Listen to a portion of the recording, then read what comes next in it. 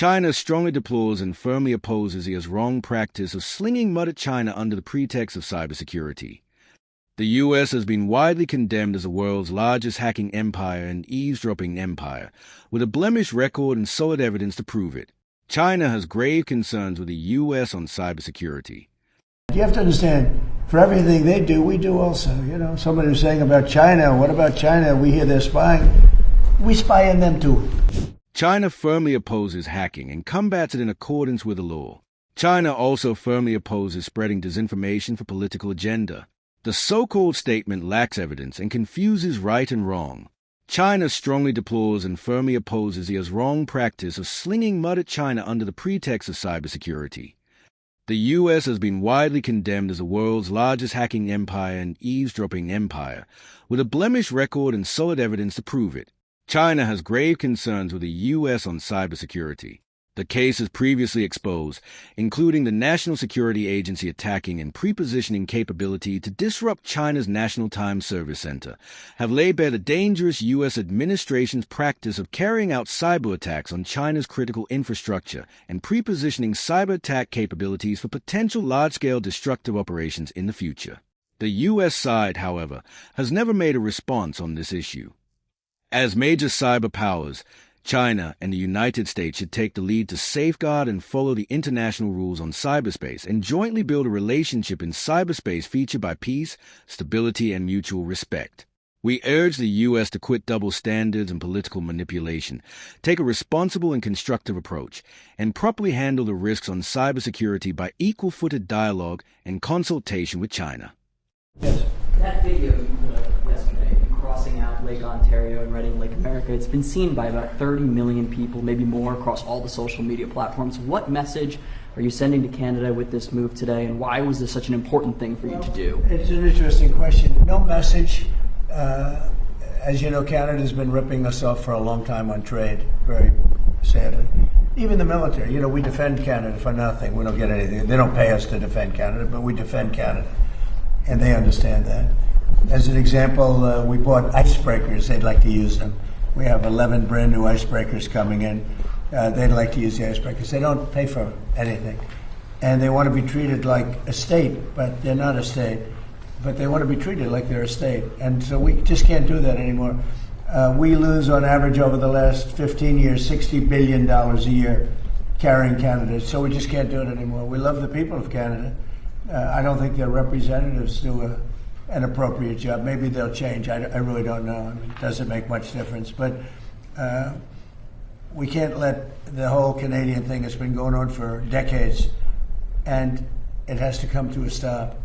So we're going to be doing tariffs on their cars that are coming in at a substantial level, because we want to make the cars here. We don't want if they can make their own cars if they want.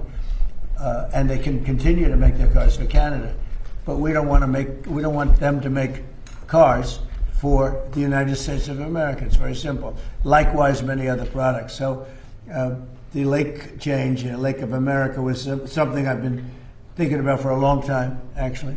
As you know, we took something called the Gulf of Mexico, we changed it, and now it's very routinely the Gulf of America. So if you think about it, we have a Gulf and we have a lake. Now all we need is an ocean. So maybe we'll have to change the name of the Atlantic and or the Pacific. Maybe we'll change them both. Why are you so focused on doing things like this towards America's allies instead of doing things that target adversaries? Well. The Canadian officials have treated us very badly. They're nasty people. They charge our farmers 400% tariffs.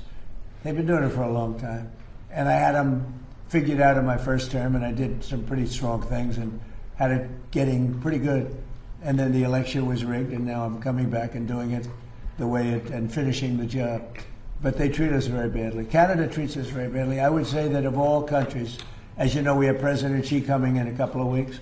We deal with a lot of people. People oftentimes, they'll ask me, who's the worst to deal with on trade? And I said, that's easy, Canada. They are the worst to trade. And they feel entitled, and just we can't have that. Mr. President, Ted Cruz keeps teasing a 2020 presidential run. You've run against him for president. Do you think he could be president? What's your reaction to that? You say he's going to run? Or? He's teasing at 20. He's talking about it. You don't mean 2020, but you mean 2028. Yeah. I would say that he's very talented. He's a very good friend of mine.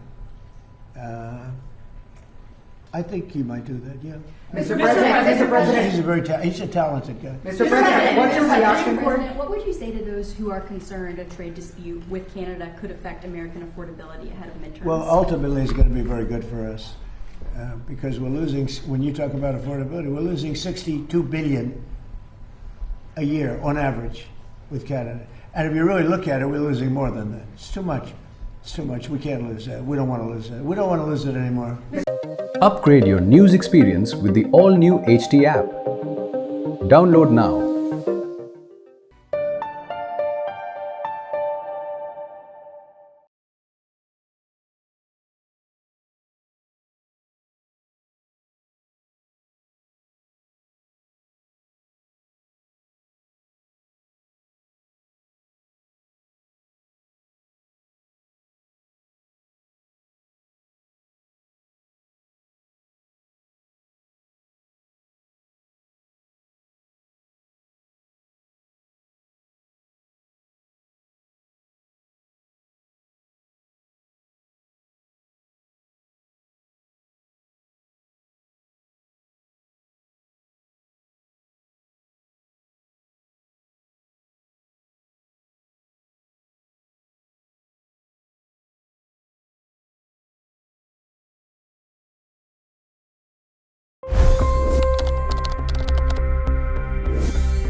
$25 crore गरीब गरीबी को परास्त करके बाहर निकले।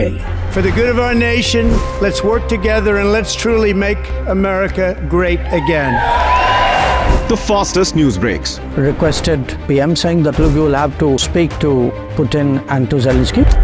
The biggest news makers. The relationship with India is probably the most important bilateral relationship the US will have for the rest of this century. The capital delivered quite an election result today. Expert analysis. The million-dollar question today is how to stop this dance of death. Ground reports. I'm standing at the crossroad of the Kumbh Mela. Behind me are more than 100 entry ghats. Long-form interviews. Exclusionary politics is reflected in Manipur case as well. You don't bother because this is a small state.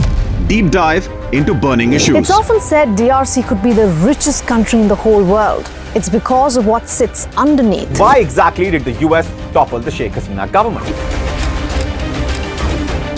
HT videos. We don't just break news, we break it down.